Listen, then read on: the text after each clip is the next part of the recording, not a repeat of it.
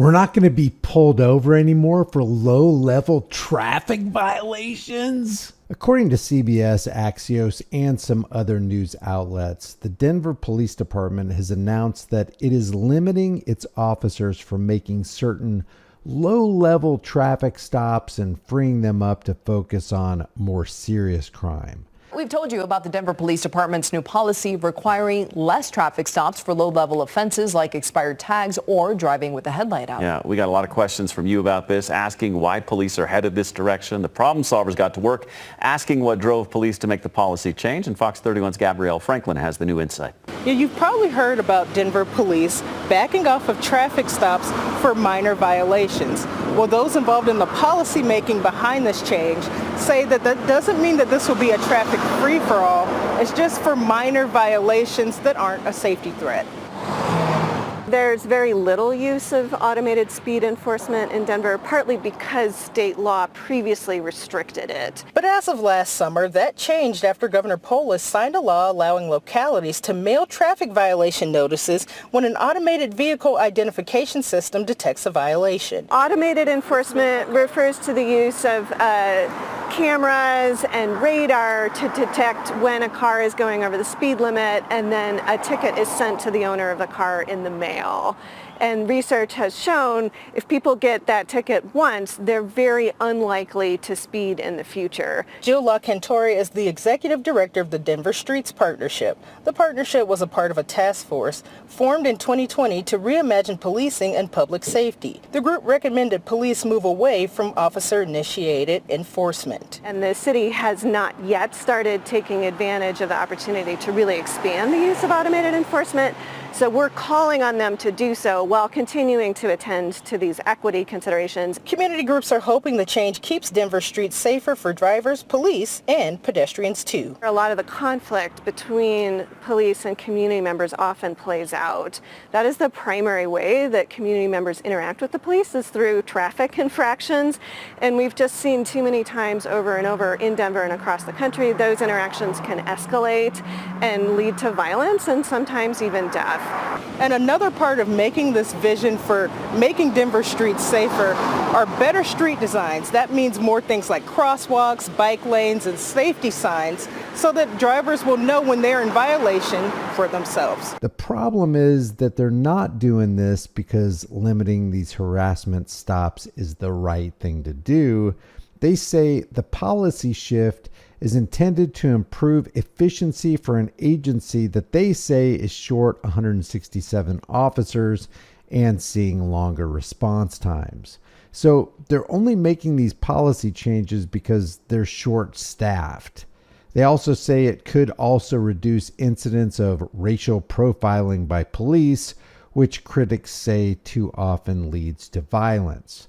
So instead of firing cops who engage in this atmosphere of racially profiling people, the people they're supposed to be protecting and serving, they're going to change the policy that they've been using as an excuse to racially profile people. This article from Axios says multiple analyses in recent years have shown that DPD tends to stop, ticket, and arrest Black and Hispanic people at a disproportionately higher rate than white residents. And then we've got the old, this is a move toward earning and regaining that public trust and make better use of our time, according to the police chief, Ron Thomas. And what better way to improve that public trust than to tell the public who trust you, by the way, we're short-staffed and racially profiling you people isn't a good look for our department, so we're going to stop violating your rights as much. The chief says, a lot of our traffic stops that we would make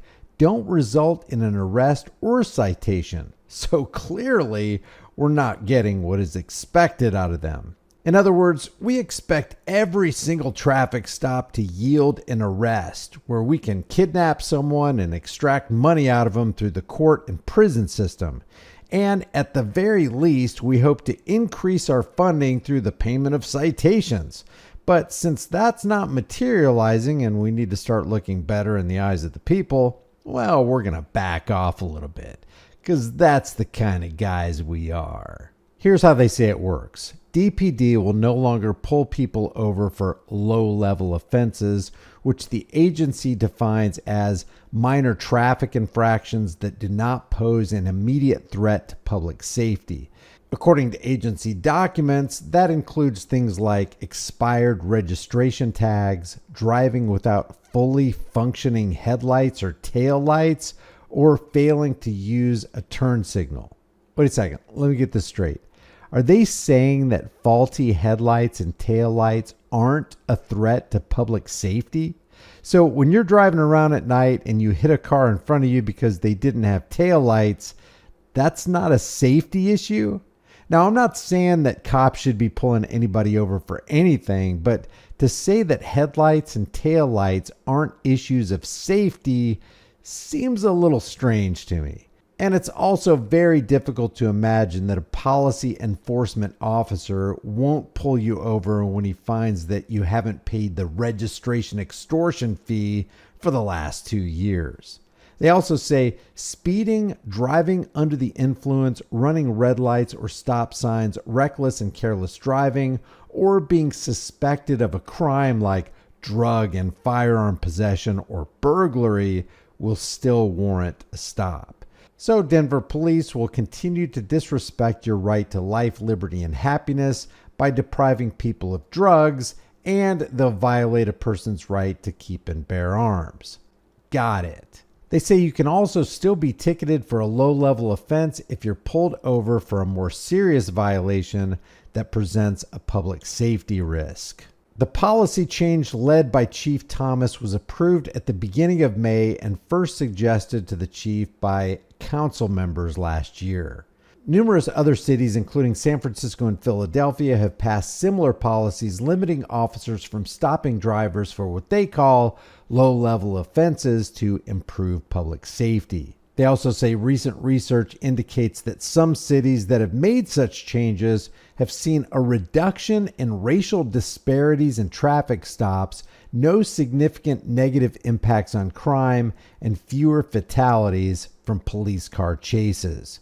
It also says that the National Highway Traffic Safety Administration identified 455 fatal crashes involving police pursuits in 2020, which was up 362 the year before. So what exactly are they admitting here? That for years, rather than protecting and serving, cops, by their very actions, have contributed to making their communities less safe and more dangerous. Yeah, I'd say that'd be a good reason to stop the nonsense.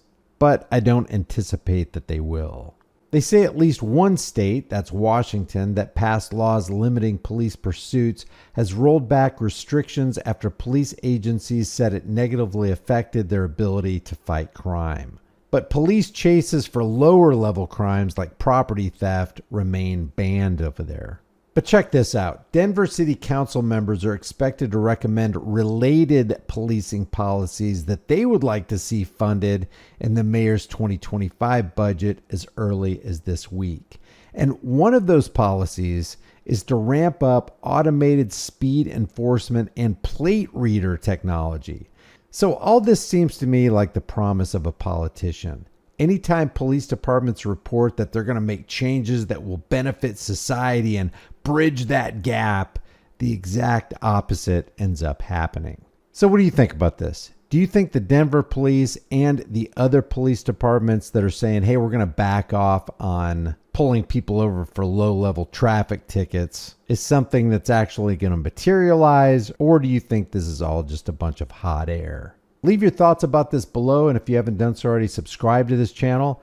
Hit the bell notification icon, give it a thumbs up, share it with everybody you know. Don't forget to subscribe to my email list through my website, highimpactflix.com. If you want to support the channel further, grab a shirt, become a channel member, but more importantly, know what your rights are and flex your rights. If you don't use your rights, you will lose them. I'll see you in the next video.